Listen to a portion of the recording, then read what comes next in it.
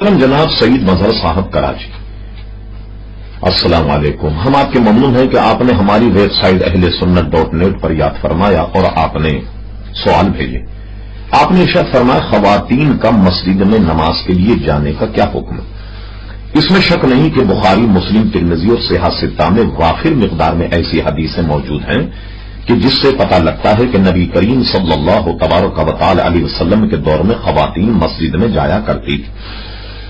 پھر آپ نے خود ہی اپنے سوال کا اسے حصہ بنایا کہ حضور کے دور میں اجازت تھی، جبکہ حضرت عمر رضی اللہ عنہ اس سے منسوخ فرما دیا۔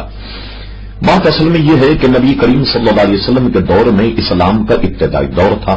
اور اس زمانے میں خواتین کو اسلام سکھانے کی بہت زیادہ ضرورت تھی۔ نبی کریم صلی اللہ علیہ وسلم کے دور میں آپ نے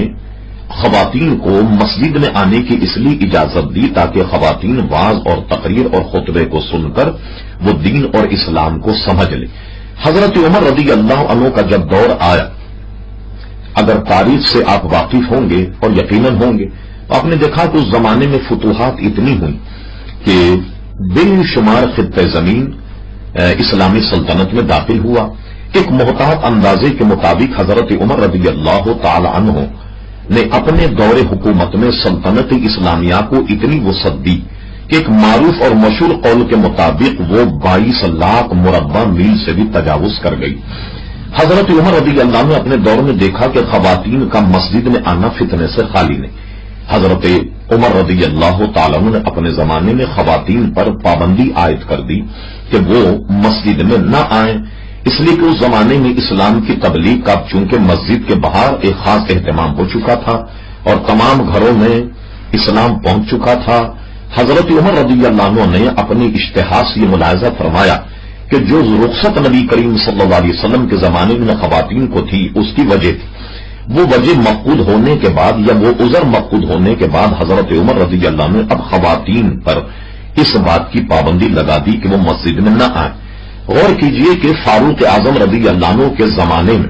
حضرت فاروق اعظم نے خواتین کو اس لیے مسجد میں آنے سے روک دیا کہ اس سے فتنہ ہوگا،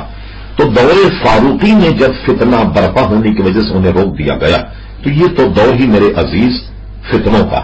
لہذا اس دور میں تو خواتین کا مسجد میں آنا اور بھی زیادہ نامناسب۔ لیکن یہ معاملہ حسب حال، مثال کے طور پہ جیسے بیرون ملک، غیر ملک میں عموماً عورتوں کو وعظ اور تقریر کے مواقع نہیں ملتے اور دین سے وابستہ ہونے کا سوائے مسجد کے کوئی اور ذریعہ نہیں، تو آج کل آپ دور میں دیکھیے کہ برطانیہ اور امریکہ وغیرہ میں خواتین کے لیے باپردہ ایک الگ سے انتظام کر دیا جاتا تاکہ وہاں خواتین آن کر کے نماز پڑھیں، اپنے بچوں کو لائیں اور ان کو اسلام کی تربیت دیں۔ ایسی صورت میں فقط اس خطے تک تو اس کو جائز رکھا جا سکتا ہے، لیکن عام فتویٰ نہیں دیا جا سکتا کہ اب پوری دنیا میں خواتین مسجد میں آئیں۔ آپ نے یہ پوچھا اور یہ کہا کہ ماضی کے کسی مشہور عالم کا حوالہ دیجئے۔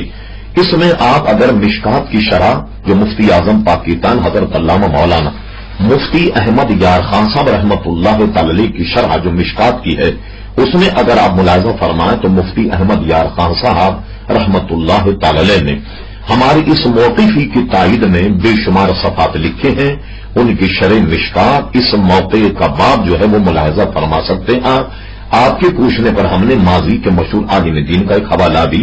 آپ کی خدمت میں عرض کر دیا۔